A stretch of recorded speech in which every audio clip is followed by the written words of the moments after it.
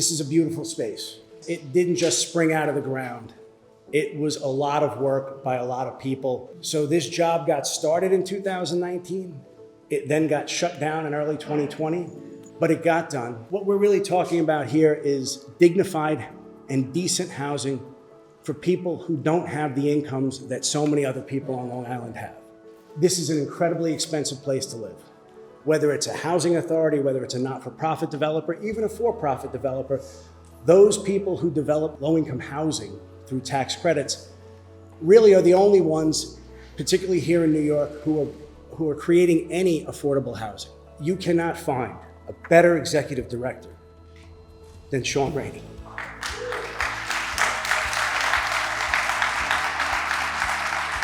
It can't be done without having a good board, great chairman, and a great developer like GGV. It also takes, town officials and town employees. Supervisor DeSena has been supportive from the beginning. All of our council people. The county played a major role in this.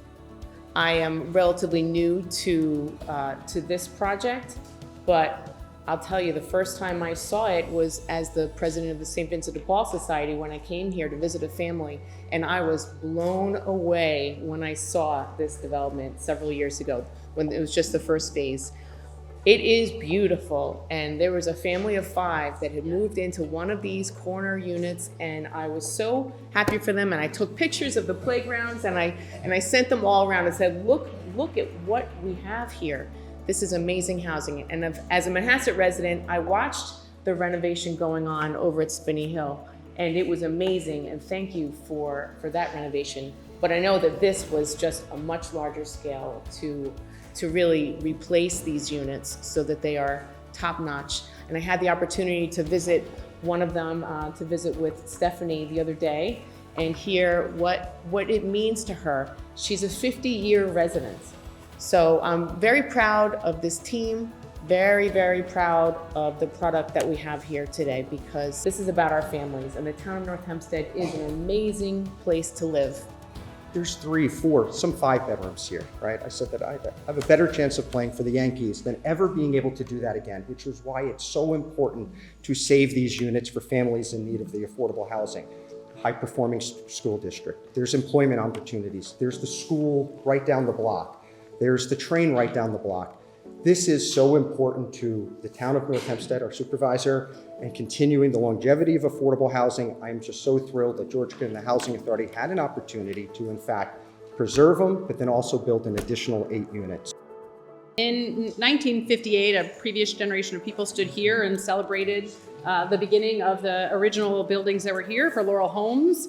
But as the 20th century progressed, far too many public housing authorities across the country and in New York fell into disrepair. But in 2017, the beginning of our first housing plan, we put aside capital specifically for public housing developments. In between 2017 and 2022, which was our first 5-year housing plan, we invested in 5,000 units of preserved public housing across the state. We are delighted that North Hempstead is a part of those accomplishments.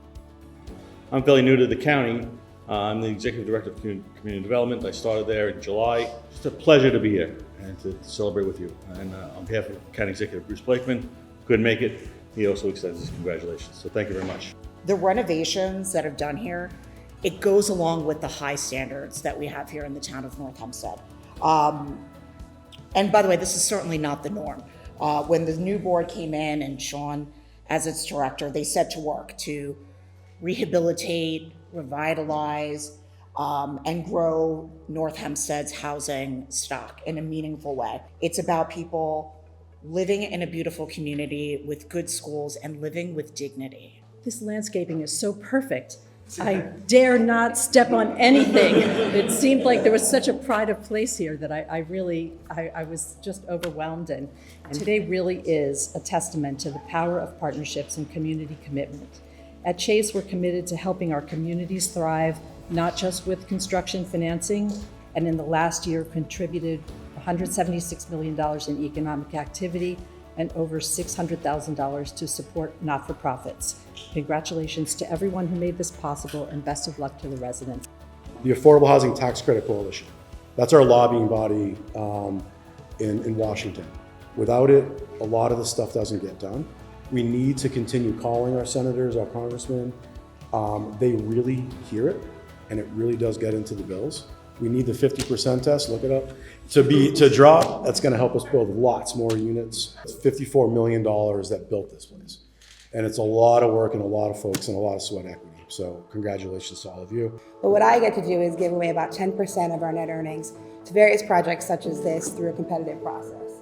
So when I say hopefully they will be bringing some more deals, it's very important to me, after growing up on Long Island, to see more affordable housing. It's just so expensive to live here. But at the Federal Home Loan Bank, we know that a safe, stable, and affordable home is the foundation from which all of us grow as individuals, families, and communities. And the foundation is exactly what the North Hempstead Housing Authority and Georgia Green Ventures has done here at the Laurel Homes. Nothing makes us more proud as a local lender than to be able to invest in the communities that we serve. And we're a big part of each community we serve, including this one. And it's so nice to be able to push something over the finish line and be a part of that.